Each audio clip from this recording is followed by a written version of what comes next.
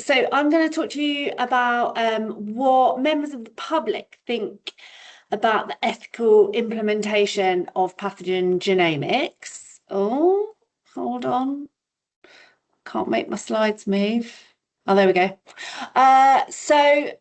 There was lots of research questions in the studies, but the one I'm going to focus on for this talk is that we asked patients and the public, we wanted to know what are lay views on ethical practice in clinical and public health uses of pathogen genomic technologies. And we asked them specifically what type of consent is required, is feedback of individual results required, and is data sharing for purposes not related to health acceptable? And we also asked participants to identify key values or principles that should guide the implementation of pathogen genomics.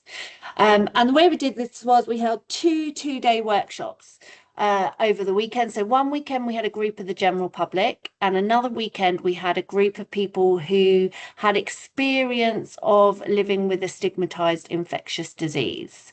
And in these workshops, we spent a morning trying to explain what pathogen genomics is, and then we gave them 3 scenarios, which I'm going to explain a bit in a second.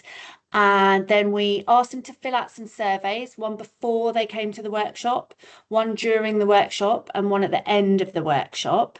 And then we did a lot of talking about the scenarios and what they thought.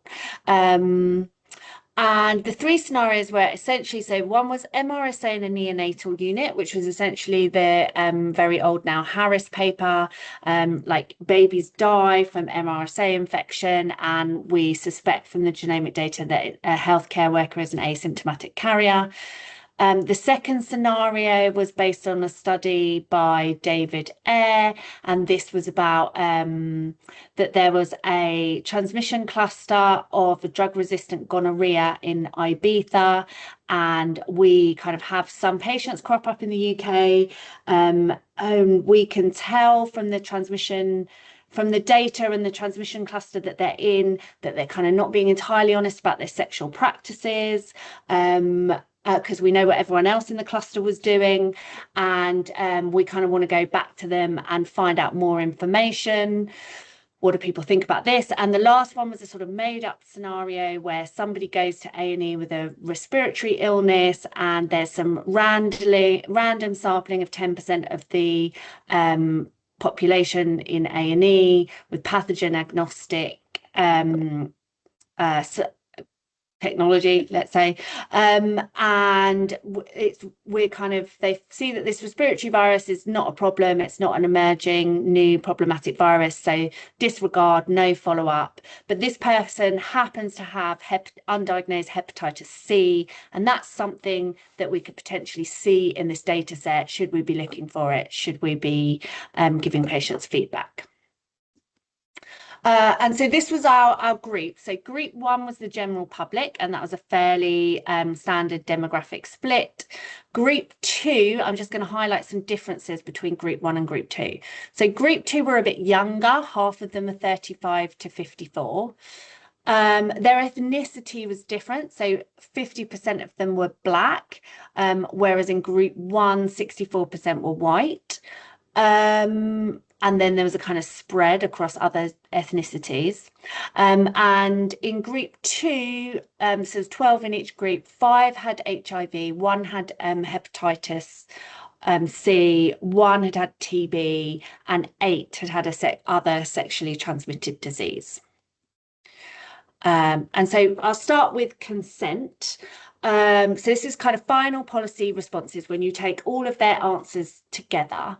They had kind of 3 options in the surveys. They could say, we think that we should always ask permission when you do a pathogen genomic test, no matter the reason for the test. And this was a fairly popular answer. So 40% of group 1 said we should always ask consent, and 60% of group 2. There was a middle option where we said, you only need to ask for consent if the test is for a public health purpose and not individual care. And about 20% in each group preferred this option.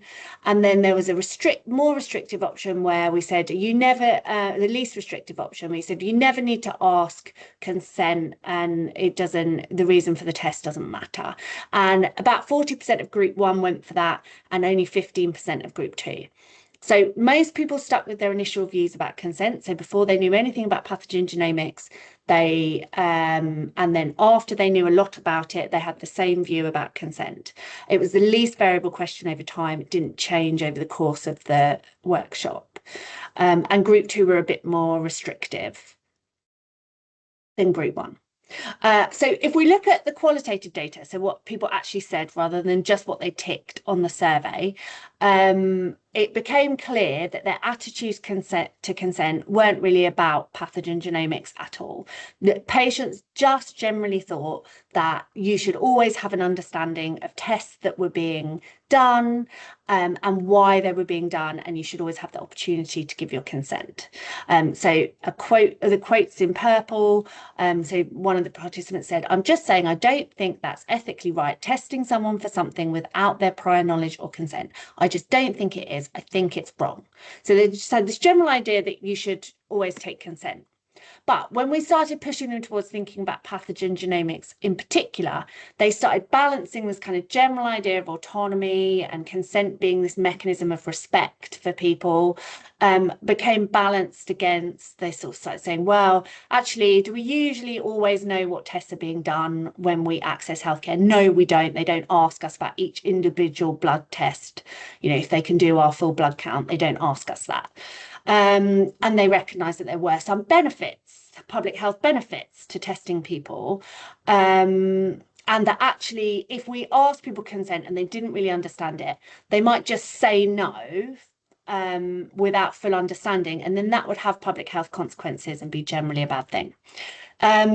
So they came to, in practice, kind of came to this compromise that yes, we think everyone should ask consent, but in practice, transparency and public awareness of these types of tests is a legitimate way forward instead of asking for consent. And so some of the quotes there were, you should be aware of what it is that they're testing. The whole community should know that these tests are being done, or just say, this is what's happening, just a heads up. So they didn't really mean that you had to always strictly ask consent. They meant people should have an idea of what tests are being done. The key points were autonomy is important, but other ethical principles can be used to balance the trade-offs required for pathogen genomics. So for the clinical care of patients, really you should just do what you normally do for any other test. That was their conclusion. Transparency provides legitimacy as a compromise between full consent and then silent testing for public health uses. And that they thought that if you should aim for limited personal identification and data sharing to prevent negative consequences. So this idea of, if you're going to do testing for public health, okay, you don't have to ask consent, but you do need to be transparent, and you do need to try and limit the negative consequences that might come for individuals to offset that. But they did say, well, consent may be explicitly required where there might be really obvious and tangible personal consequences for someone of doing public health testing. So if they were going to be re-identified through follow-up, you probably want them to know that that was possible, and that people should be able to refuse testing in that circumstance, but that it was okay to then impose sort of consequences on them for that if it prevented further harm. So for example, in the ICU example, you might say, look, we want to test you for this. We're not going to identify you individually, but it might become clear through conversations and follow-up that you were in the transmission chain. And someone can say, I don't want to be part of that, but then it's okay to exclude them from ICU if they say no. Okay, so that was consent. Feedback of results. They had 3 options. Option A, This is on the survey. People doing the test have a responsibility to tell people the results of genomic tests on the samples they give, even if the information isn't relevant to them or their healthcare. Option B, you should tell people about the results in some situations. Option C, you should tell people the results and the samples they give, whether the information is relevant to their health or not. And this is what we found. So for feedback of results, group 2 really strongly thought you should always feedback results, 75%. And group 1 were a little bit more moderate. They thought sometimes you should feedback. So you can see a pattern emerging between the groups here. But this was a very unstable question. People change their mind a lot between A and B, between you should always tell people and you should sometimes tell people. And pretty much nobody thought that you should never tell people. And so the consensus on feedback of results was that results should be returned when they're clinically relevant or actionable, they affect your future health or treatment, that it enables the protection of others, and when the individual can meaningfully use the information. And then kind of results should not be returned in the opposite, when it's purely population level surveillance and it's not relevant to an individual. And when disclosure might cause disproportionate harm, so like loads of anxiety about a minor disease, for example, or the system could not provide adequate support. So they didn't think you should just kind of receive a letter in the post giving you information about genomic tests. They thought it was better to kind of not know than have information that you didn't understand. And so I was saying this is kind of they changed their mind a lot. And if we look at what this qualitative data, we can see the source of some of that volatility in what they were saying. So they generally kind of thought that disclosure was a universal right because the results belong to the person, because it's your body, your sample, and you own it. So they said things like, it's still something that comes off a test that you've done. You need to be told. It's still a part of you. You're giving something of yours. So if you're giving your blood or your saliva, it's yours. But this kind of default right became qualified by attempts to reconcile this with the burden of information and the system's capacity to actually support responsible disclosure. So they recognized that you couldn't just look for every disease and feedback to every person who had a genomic test. So said a lot of resources would go into saying, here's a bit of paper for every test you did, and you get something to say you've got, you know, cuddly waddly virus 72. What the F is cuddly waddly virus 72? I need a healthcare professional to explain this to me, what's going on. And then someone else says, yeah, that's just wasting more time. So they kind of moved from this position of, well, but people should always be told they have rights to this information, to a more kind of pragmatic approach of, would that really be very functional in a healthcare system? Data sharing, again, 3 options. Option A, anonymized, though possibly identifiable data should not be shared outside of the NHS. Option B, it can be shared with trusted organisations such as other UK authorities for purposes such as immigration and policing.